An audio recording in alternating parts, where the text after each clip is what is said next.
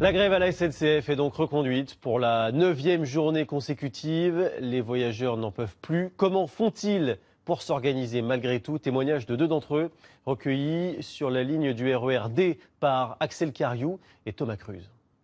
7h40, ce train-là ne sera pas pour elle, trop de monde. Le suivant, non plus. Ça fait combien de trains que vous laissez passer? Je sais plus. Je ne sais plus là. 6e, je sais pas, 5e. Chantal est aide-soignante. Tous les matins, elle emprunte la ligne D du RER entre Villeneuve-Saint-Georges et le cœur de Paris. Une ligne particulièrement touchée par la grève. C'est un train par quart d'heure en heure de pointe et un train à la demi-heure en heure creuse. Depuis 8 jours, il faut compter avec un train sur 3.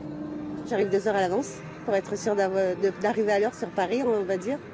Voilà. Donc je mets 2 heures au lieu de mettre 20 minutes. C'est horrible, c'est pénible, c'est fatigant, c'est épuisant. 8h40, le RER providentiel entre en gare. À l'intérieur, c'est la bousculade. Ce qu'on vit là, c'est inhumain. Chaque matin comme ça, on se sent qu'on va s'étouffer et tout. J'espère que ça va s'arrêter la grève. Chantal écoute, mais désapprouve. Victime de la grève, elle comprend aussi que les cheminots se battent pour leurs droits. Je disais que pour moi qu'avec la grève, de toute manière, pour se faire entendre.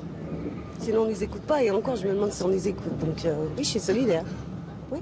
Juste à côté d'elle, un autre habitué de la ligne D. À 20 ans, Rémi est conseiller chez EDF. Pour l'instant, il est en CDD et il craint que la grève ne finisse par avoir des conséquences sur sa carrière. Je tiens au courant tous les matins le patron pour lui dire où j'en suis parce que de base, mes horaires c'est de 9h à 17h.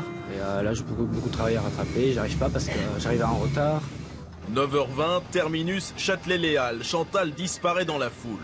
Rémi doit prendre une correspondance. Sur le RER 1, pas de grève, mais quelques aléas techniques. Il est 9h30, donc 30 minutes de retard déjà. Rémi rejoindra son bureau à 10h moins le quart et manquera une réunion importante. Demain, les 600 000 usagers quotidiens du RER D, la ligne la plus fréquentée de France, vivront encore au rythme de la grève. 8% seulement environ des cheminots sont en grève et pourtant le trafic, on le voit, est très perturbé.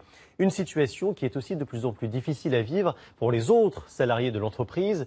Fabien Chadeau et Julien Bervillier ont rencontré des non-grévistes.